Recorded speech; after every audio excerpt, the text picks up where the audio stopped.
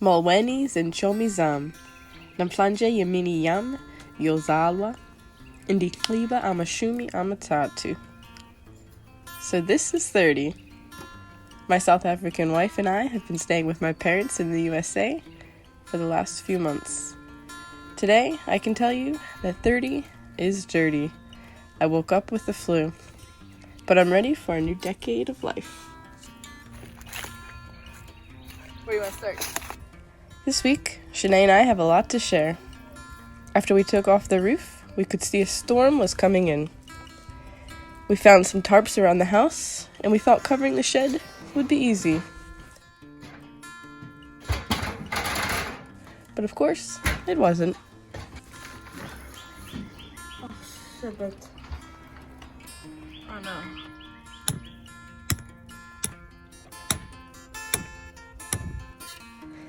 Eventually, it was good enough, and we left it for the day. A few hours later, it snowed. And these tarps didn't last. We got new ones, and we tried again. We learned from our first tarp experience, but it still took some time for us to get it right.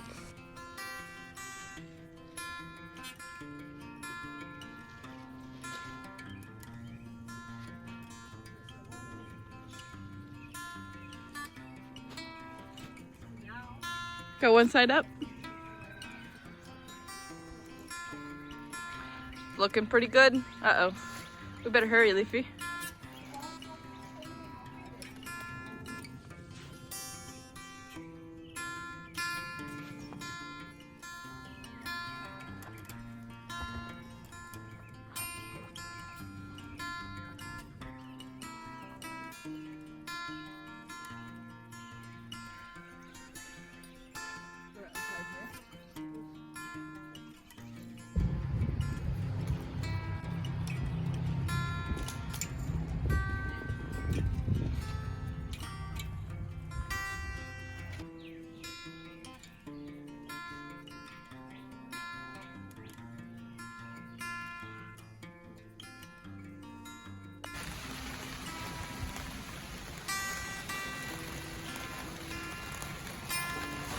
Once the shed was covered, we had a place to plant our seeds from the edible classroom.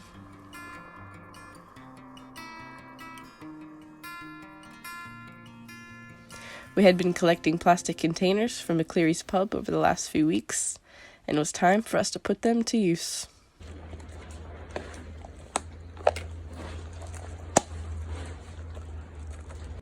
Some of these containers had holes, which is great for allowing water to flow through. For the containers that didn't, we made them ourselves. Shanae loves any excuse to borrow a power tool, and I'm becoming more confident myself. Before we planted our seeds, we collected soil from the woods behind my parents' house. Shanae was impressed with how rich our soil is compared to our land in South Africa, where the soil is pretty dry and clay-like. She also thought that spring in America meant no rain or snow, and she was surprised by how quick our weather can change. It can be sunny today, but that doesn't mean it won't snow tomorrow. Shanae got to see that for herself. She doesn't understand it, but she says maybe that's what makes our soil so strong. Remember these crabs? They are what decomposes. Oh. Yeah, they eat them and poop out. Yeah.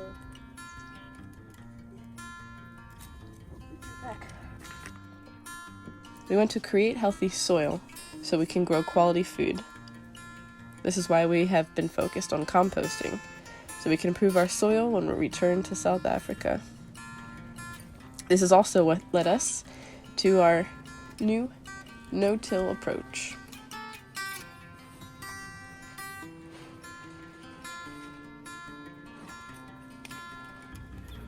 We laid out broken boxes over a 3 by 12 foot space and then put some fresh soil on top.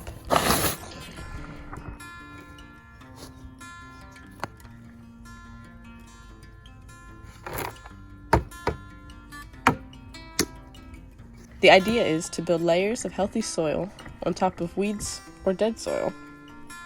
Then we'll transfer some of our seeds to this bed, and in a few weeks we'll have lots of veggies and herbs.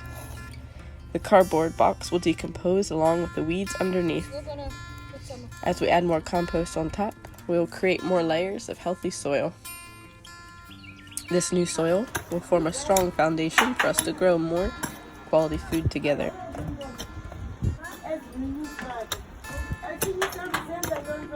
This is how we plan to rebuild REN when we return to South Africa.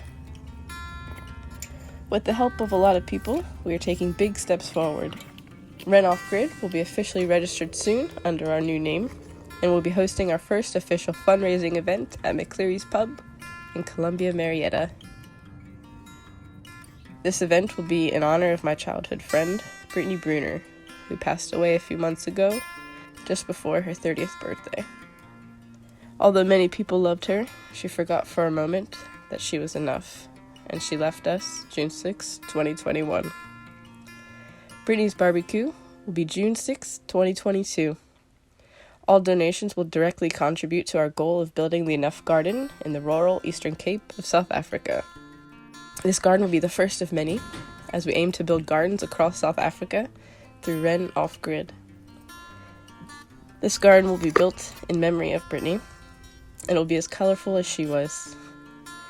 It will also provide us a space to remind us that we are enough. We've changed our REN vision slightly, but the main parts of the picture remain the same. We want more people to have enough to eat, to have enough to thrive, and to feel they are enough. Join us on Patreon to follow our story as we build strength by moving off-grid. Thank you, dankie, and kosi. See you next time. Siyabona. You get a garden, you get a garden, and you get a garden.